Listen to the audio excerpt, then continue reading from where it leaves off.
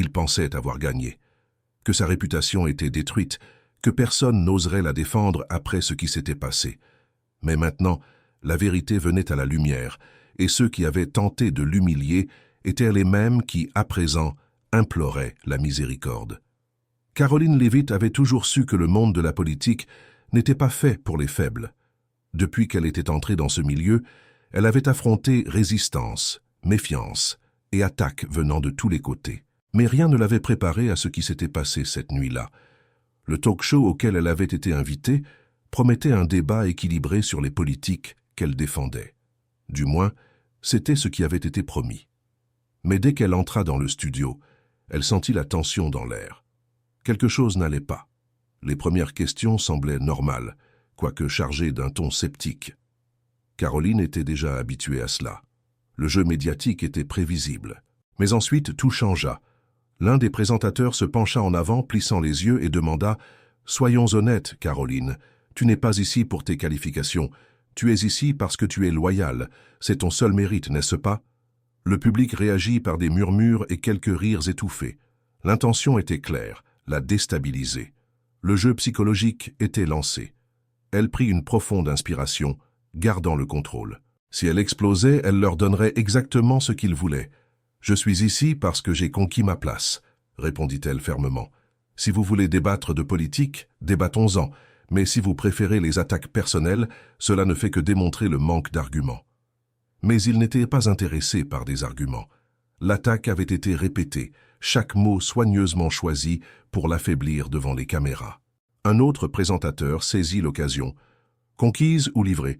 Parce que de notre point de vue, il semble que la loyauté ait remplacé la compétence de nos jours. » Cette fois, le public ne se contenta pas de rire. Il applaudit.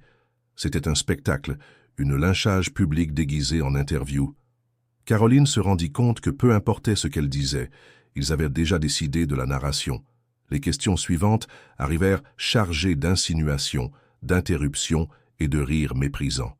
Chaque réponse était déformée, chaque phrase reformulée pour la faire paraître incompétente. Mais elle ne céda pas. Elle ne haussa pas la voix, ne perdit pas son calme. Il voulait un spectacle, et elle refusa de leur en donner un. C'est alors que vint le coup de grâce. « Des femmes comme toi nous ont fait reculer », déclara l'un des présentateurs. « Tu es un pion, et au fond tu le sais. » Cette fois, le silence s'empara du studio. Même le public semblait désemparé quant à la réaction à adopter. Caroline serra les poings un court instant, puis sourit lentement. « Si défendre mes convictions fait de moi un pion, qu'il en soit ainsi, » répondit-elle. « Mais au moins, je ne suis pas une marionnette. » Les caméras coupèrent, le programme se termina, et la chaîne pensa avoir gagné. Mais ils avaient sous-estimé la réaction qui allait suivre. Le clip de l'interview se retrouva sur Internet, se répandant comme une traînée de poudre. En quelques heures, il était partout. Twitter, YouTube, blog politique. Au début, la chaîne tenta de contrôler la narration, diffusant des manchettes déformées et éditant des passages du programme. Mais cela ne fut pas suffisant. La version intégrale fut diffusée et exposa tout, l'embuscade, les interruptions, la tentative calculée de l'humilier. Les conservateurs n'étaient pas seulement irrités, ils étaient furieux. Les commentaires explosèrent avec des accusations de partialité des médias et de double standard.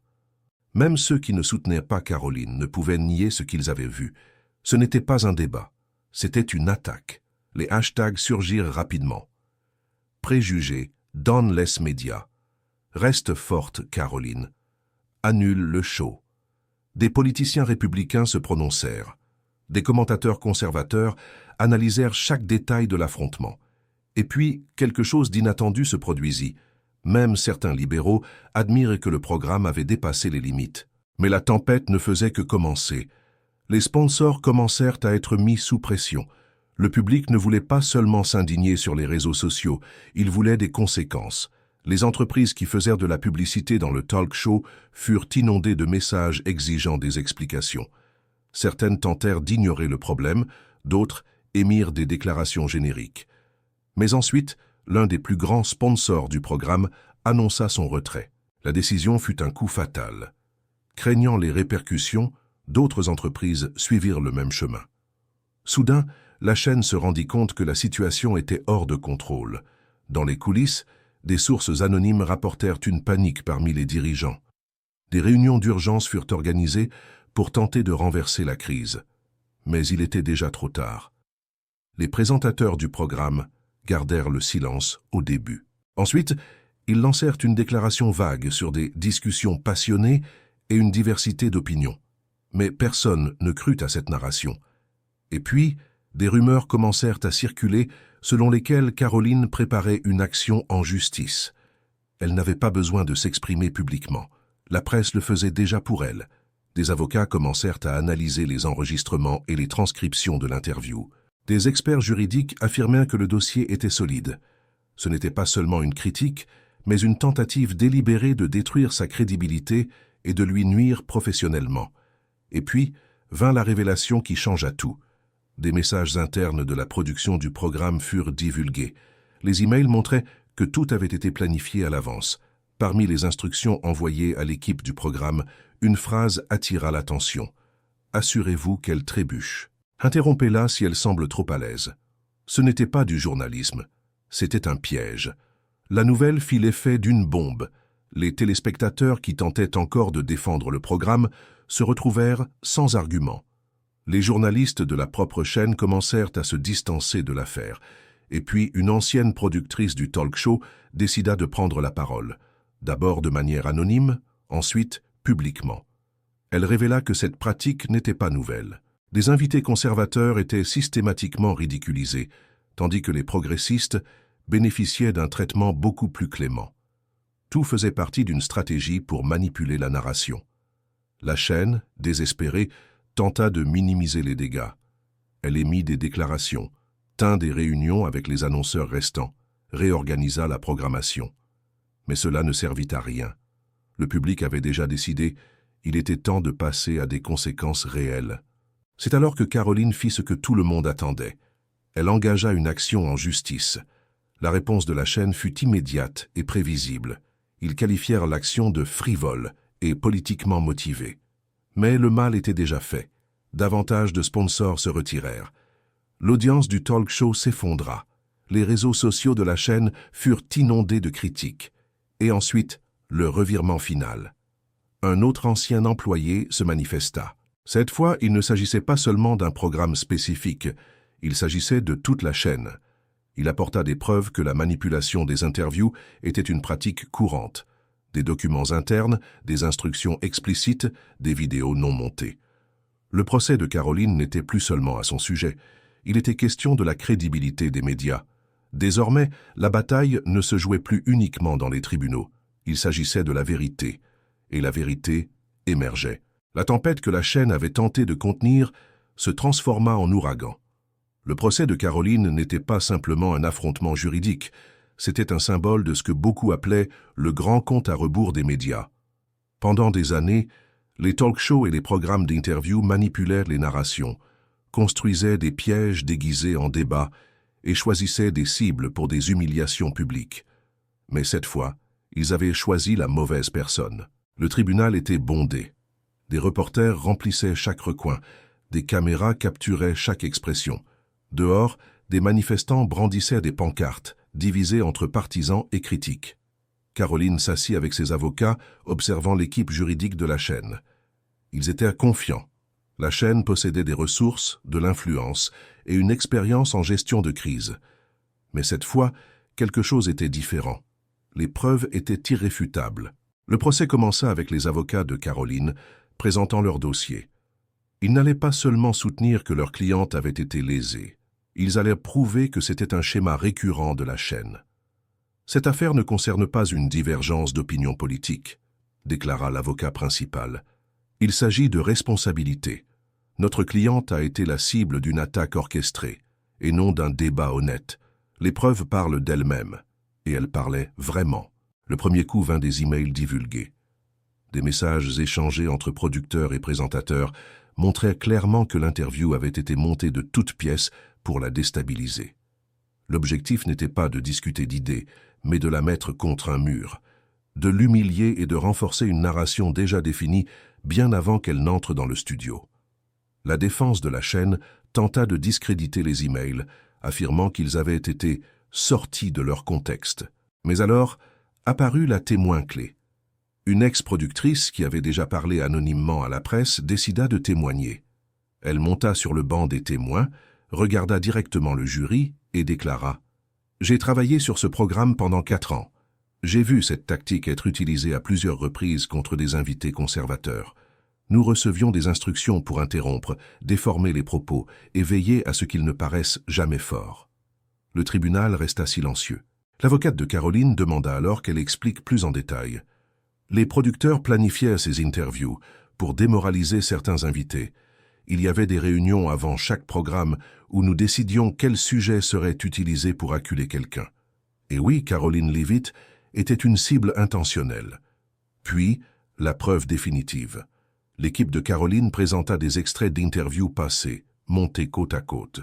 D'un côté, des interviews avec des figures progressistes, où les présentateurs posèrent des questions douces, écoutèrent patiemment et faisaient preuve de respect. De l'autre, des interviews avec des conservateurs, où interruptions, moqueries et tentatives d'humiliation étaient évidentes. Le schéma était impossible à ignorer. Le jury écouta en silence. Chaque coupure, chaque rire sarcastique, chaque manipulation devenait de plus en plus claire au fil des minutes. Et ensuite vint la dernière pièce du puzzle. L'avocate de Caroline s'avança vers le jury et présenta une feuille de papier. « Ceci est une instruction interne du programme », déclara-t-elle. Elle a été envoyée à l'un des producteurs avant l'interview de Caroline. Elle se tourna vers le tribunal et lut « Ne la laissez pas terminer des phrases complètes. Contrôlez le temps. Si elle commence à bien s'en sortir, interrompez-la. » Ce fut la goutte d'eau. La défense de la chaîne tenta de détourner le sujet. Elle affirma que les talk-shows étaient des programmes de divertissement et que les invités devaient s'attendre à des confrontations rudes. Mais la réponse de l'équipe de Caroline fut implacable. Les questions difficiles, c'est une chose. La manipulation préméditée, c'en est une autre. Les arguments finaux furent présentés et le jury reçut ses instructions. Le pays entier attendait le verdict. Caroline resta silencieuse, le visage impassible tandis que la décision était lue. En ce qui concerne l'accusation de diffamation et les dommages professionnels, le jury se prononce en faveur de la plaignante, Caroline Leavitt. Le tribunal explosa en murmures. Les médias se précipitèrent pour diffuser la nouvelle. Caroline ferma les yeux un court instant, puis prit une profonde inspiration. Elle avait gagné. La compensation fut significative. Un montant multimillionnaire que la chaîne avait tenté de négocier, mais que le tribunal maintint. De plus, la chaîne fut forcée d'émettre des excuses formelles. Mais le coup le plus dévastateur arriva ensuite. Le talk-show fut annulé. La justification officielle fut celle d'une réorganisation, mais tout le monde connaissait la vérité. Avec sa réputation détruite, les annonceurs n'étaient pas disposés à revenir. Sans sponsoring, la chaîne n'eut d'autre choix que d'annuler le programme. Les présentateurs furent mis à l'écart, les producteurs licenciés et, dans les mois qui suivirent, d'autres irrégularités de la chaîne firent surface. Mais pendant que la chaîne s'effondrait, Caroline grandissait. Sa popularité explosa. Elle ne se contenta pas de reconstruire sa réputation, elle devint un symbole de résistance contre les manipulations médiatiques. Elle écrivit un livre exposant les coulisses des interviews politiques, reçut des invitations pour donner des conférences et consolida sa voix dans le débat public. Mais au lieu de se vanter, elle se concentra sur un message plus grand. « Ce n'est pas une question de politique », déclara-t-elle lors de sa première interview après la victoire. « Il s'agit de responsabilité. Les médias jouent un rôle essentiel dans la démocratie. Mais quand ils déforment la réalité pour promouvoir des narrations, ils perdent leur crédibilité. Et la vérité trouve toujours un moyen d'émerger. » L'affaire Caroline devint un tournant. Elle n'exposa pas seulement un talk-show ou une chaîne, elle suscita une réflexion nationale sur l'éthique dans la presse. Les journalistes furent soumis à des questionnements plus rigoureux. Les invités politiques commencèrent à exiger des interviews sans montage manipulateur. Et plus important encore, le public réalisa qu'il possédait du pouvoir. Dans les mois qui suivirent, d'autres professionnels des médias prirent la parole, confirmant des pratiques similaires dans divers programmes. Ce fut un effet domino qu'on ne pouvait arrêter. La vérité avait triomphé. Et pendant que la chaîne luttait pour survivre, Caroline continua d'avancer, plus forte que jamais. Elle n'avait pas seulement survécu à l'attaque, elle l'avait transformée en sa plus grande victoire.